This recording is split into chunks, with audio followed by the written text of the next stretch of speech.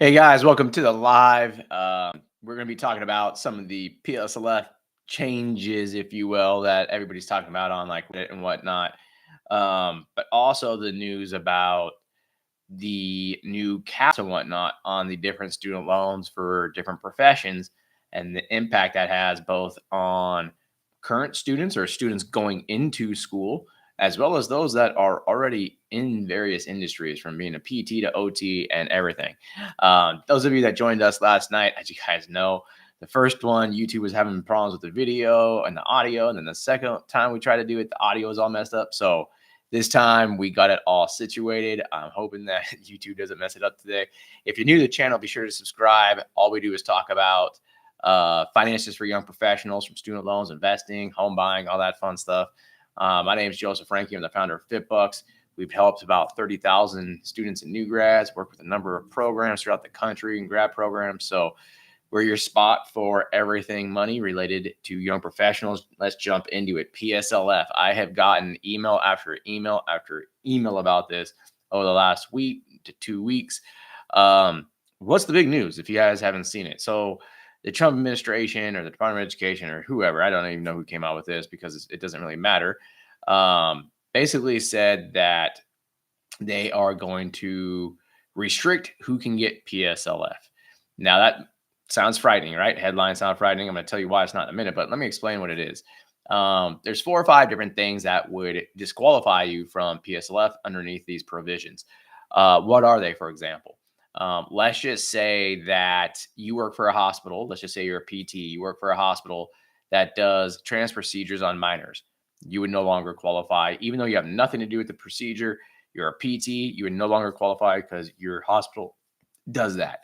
If you work for a nonprofit that helps illegal immigrants, or you a terrorist organization, whatever they define that stuff as, you would no longer qualify. Okay.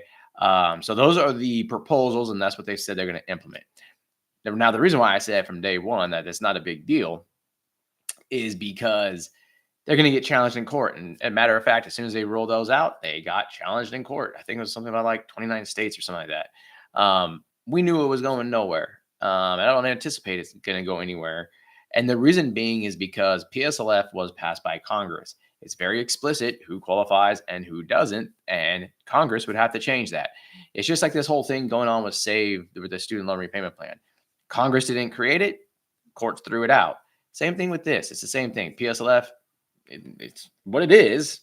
Like the president and the DOE, they can't change it. They can't just say this person qualifies now, this person doesn't. It's very clear in the law who does and who doesn't. Therefore, I don't see this going anywhere. I also looked at it and said, look, if they really wanted to pass something like this, they could have done it in the OBBBA. The reality is that actually Republicans really like PSLF too. In fact, they were the ones that passed it way back in the mid 2000s, the late 2000s, in the first place. So they like PSLF. It's not a bad program. Therefore, why do they do this? To me, it's just political talking points, just like every politician has different things that they know will never pass, but they do stuff anyways, to rile up their base and say, look what I'm trying to do. Okay. So if you are on PSLF and you're worried about that stuff, I would not worry about it.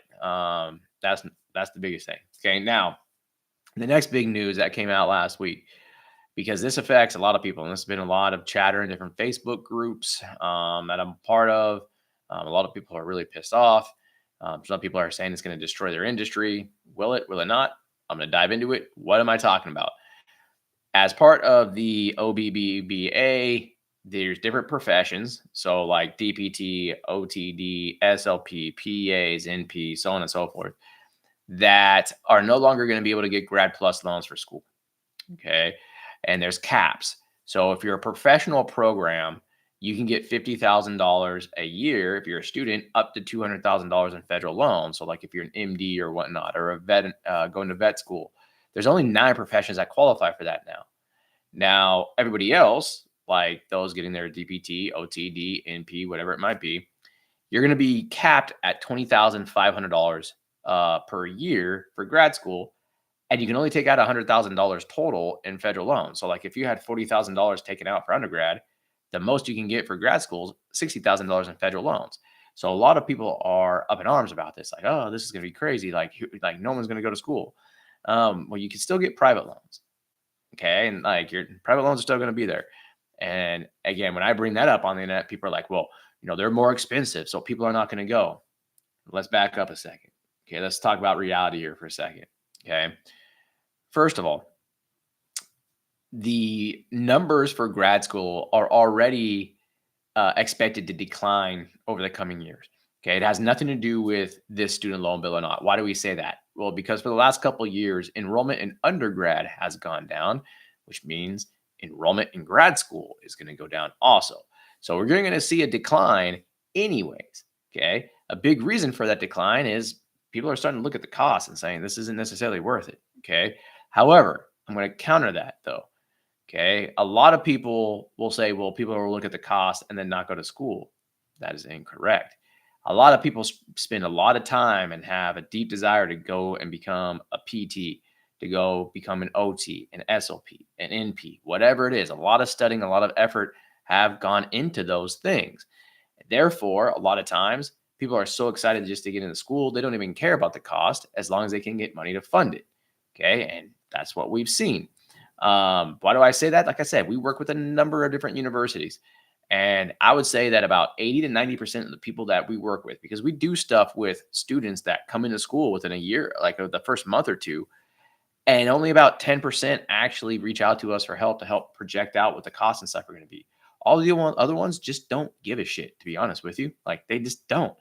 And then they go to graduate, and then that's when they care. And they're like, we wish we would have had something beforehand. I wish I would have known this. And they go on social media and beat their chest. This is bullshit. It's like, well, everything was there. So with that being said, okay, I don't think it's gonna stop people. Maybe it's gonna have a slight impact in terms of enrollment, like for DPT programs and whatnot, but it's not gonna be a massive, massive, massive impact like people think it's gonna be. That's my personal opinion. The other aspect of this is that you also got to remember that universities, it's a product.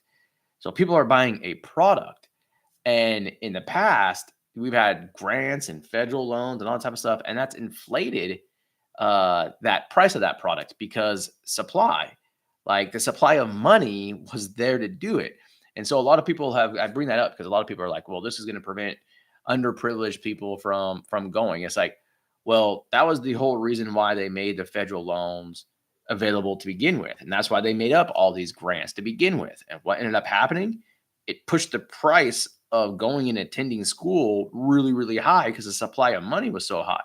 So now it's still unaffordable, meaning, yeah, you can get into school. Like before, you couldn't get into school because you couldn't pay for it. Now you can get into school, but when you graduate, you can't pay for it. And you're burdened with debt. Like, like it's the same thing in my head. It's still unaffordable for a lot of people. So what's the point, right? And so it's affordability, how to drive it down. I mean, we have other podcasts and stuff on that for other ideas, but that's what I wanted to comment on today, because then other people have been saying this is going to destroy industries. One, I don't think it's going to destroy industries, but also to play devil's advocate on that, I've sat there and listened to people for the last like 10 years talk about how, for example, in the PT industry, we're graduating too many PTs because that we're graduating so many PTs. It's depressing the incomes in the industry. Well, maybe if I'm wrong and this does drastically decrease how many people are getting their PT degree, for example, maybe that's a good thing. Maybe income will go up. I don't think it's going to go up that much because there's a lot of other factors involved. I think it's more of a marketing thing, like PT, OT, SLP. They need to market their professions, which sounds a little bit oxymoron. It's like, well, this is what we do. We should have doctors and stuff working with us. But that's a whole nother conversation, right? You need to drive awareness, I should say, of your profession, not market it, but awareness of your profession better. And that should drive up salaries.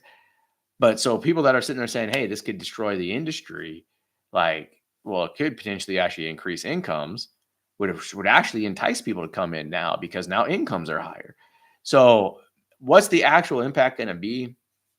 I think it's going to be maybe moderate. It's not going to be massive.